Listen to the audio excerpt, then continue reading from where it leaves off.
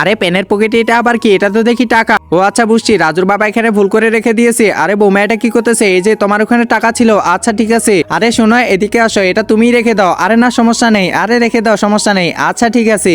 আরে বৌমাকে টাকা দিয়ে দিল, এমনটা তো আমাকেও করতে হবে। আরে মা এখানে কি করতেছে? এই তো সব কাপড়গুলো আমি আজকে থেকে ধুবো। আচ্ছা ঠিক আছে তুমি ধোও, কিন্তু তুমি কেন ধোবা? আরে কোথায় টাকা আছে? কোথাও তো টাকা পাইতেছি না। মা তাহলে টাকার জন্য সবগুলো কাপড় ধোয়ার চেষ্টা করতেছে। ধুর, একটা তো পাইলাম না। হা হা হা, তুমি তো পাইলা না। ধুর, আমি নিজে যাই ঢুকা দিব। এই তো আমি ব্যাগ থেকে টাকা নিয়ে নিব। এই তো এখানে ঢুকায় দিলাম। আরে এখানে আবার কি? এখানে তো দেখি টাকা। ও আচ্ছা, ও ভুলে গেছে মনে হয়। তাড়াতাড়ি গিয়ে টাকাটা দিয়ে আসি।